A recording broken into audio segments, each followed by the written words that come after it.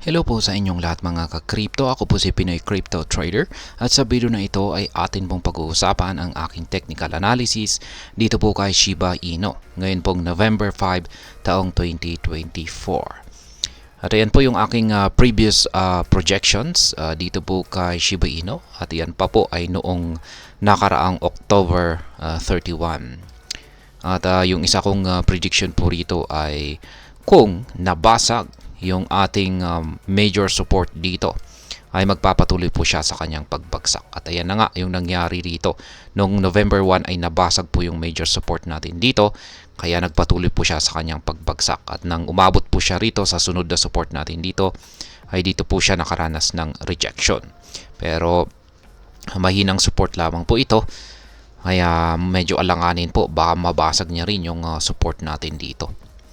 Kaya yan po yung mga nakaraang price action nitong si Shiba Inu. Ngayon ay update po natin yung mga nabasag po na support natin dito.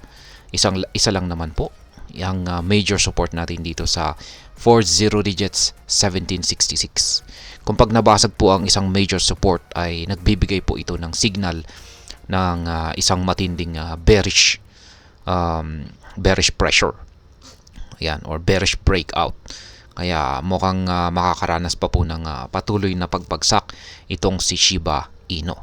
Lalong-lalo na at mapapansin natin dito na ang ating Hall Sweet Indicator dito ay ayan, nananatiling kulay red at bigla pong lumaki yung sukat nito. Nagsasabi po yan na bearish ang market condition nitong si Shiba Inu. Kasi yung pag i-check po na rin po natin si Bitcoin ay yung performance ni Bitcoin ay bumagsak na rin po siya. At itong si Shiba Inu ay napaka-correlated po niya kay Bitcoin. At ganun din po yung ating QQE mod indicator dito sa ibaba. Meron na po tayong nabubuong mga kulay red na QQE bar na nag-umpisa noong November 2 hanggang sa kasalukuyan. Pero maliit pa rin yung mga kasalukuyang maliliit pa rin yung mga sukat nito. Kaya ayan, hindi po gaanong todo yung kanyang pagbagsak.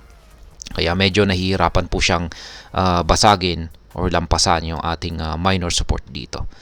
Ayan, lagyan po natin ang kanyang price level. Ito po ay ang minor support natin dito ay nasa presyong 40 digit 1673. Yan, ang color coding po natin dito is lahat ng mga kulay red ay mga support po yan.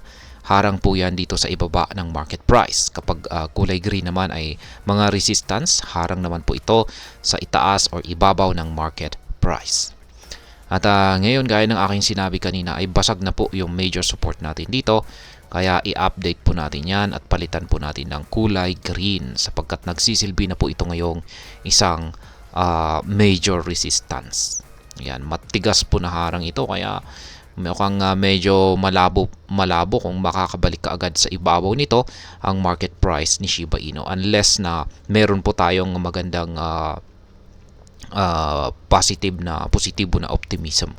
Pero mukhang nakadepende po yan sa nagaganap na election ngayon sa bansang US.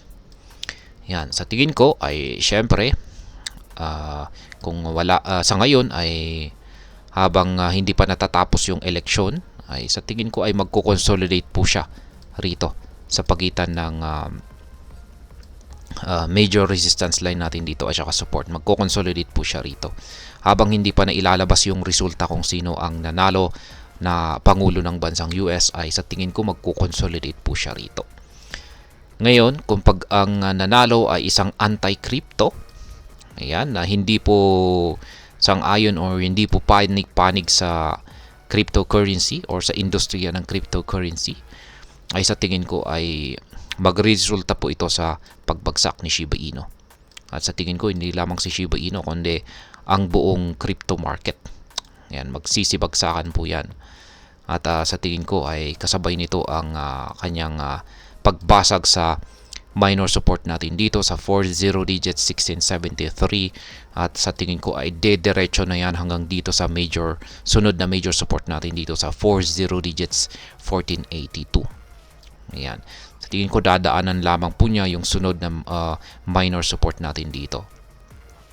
Kaya yan po yung posibleng mangyari rito. Pero kung isa namang pro-crypto ang nanalo na pangulo ng bansang US, ay syempre sa tingin ko ay aangat po itong magpapatuloy po sa pag-angat itong si Shiba Inu. Sa tingin ko babalikan po niya yung 40 digits 1919 minor resistance line natin dito, at sa tingin ko ay aakyatin pa niya yung mas mataas na presyo. Yung sa tingin ko ay yung sunod na major resistance line natin. Ayan, dito po yan sa 40 digits 2773. At yan ay kung ang nanalo ay si Ginoong Donald Trump. Ayan, sa tingin ko matindi po talaga ang magiging impact niyan.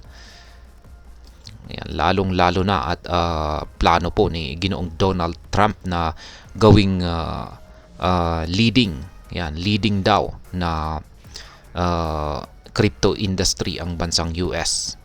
Ayan, gusto po nilang pangunahan.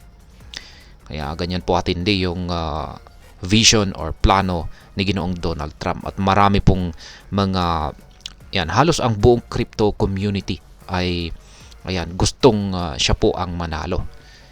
Ayan, dahil po kasi siya napaka pro crypto po niya kasi compared kay Madam Kamala Harris. Ayan, ngayon yung ibang balita naman po natin tungkol dito kay Shiba Inu ay naglabas po ng isang cryptic na message itong lead developer ng Shiba Inu ecosystem na si Ginong Satoshi Kusama. Meron po siyang pinost na sinabi niya is Growvember. Yan, ano nga bang ibig sabihin ng Growvember na yan? Yan, maraming mga nagsasabi na mukhang may inihahanda na isang malaking project ang SHIB ecosystem, at mukhang ilalabas nila ngayong buwan na ito, at maaaring ito yung makakaapekto sa presyo ni SHIB, kaya ito ay tataas or lalago. Kaya yan siguro yung kanyang pero hindi natin alam, hindi po tayo nakakasiguro, pero basta ang sinabi niya is Growvember. Ayan, sa madaling salita ay sinasabi po niya na aangat ang presyo nitong si Shiba Inu. Kaya malamang ay ganyan po yung ibig niyang ipahiwatig sa kanyang cryptic message. Kaya ayan, maliban po dyan ay meron na ring mga analyst na nagsasabi na itong si Shiba Inu ay magpapakita raw ng isang malakas or matinding performance pagsapit po ng taong 2025. Yan, sa 2025 ay dito raw po siya magpapamalas ng isang napakatinding performance. Ayan. Kaya hintayin na lamang po natin at patuloy po nating abangan kung ano yung magiging resulta or outcome ng US election, kasi mukhang yan po talaga ang magdidikta ngayon sa kung ano ang magiging galaw or sunod na magiging galaw ng buong crypto market, at kasama na po rito itong si Shiba Inu. At ayan, sa mga bago pa lamang po rito ay check na lamang po ninyo ang description ng video na ito para malaman kung anong platform at mga indicators ang ginagamit ko dito. At hanggang dito na lamang po tayo sa video na ito mga ka-crypto. Marami pong salamat sa panunood, ingat po tayo lagi, at God bless po sa ating lahat.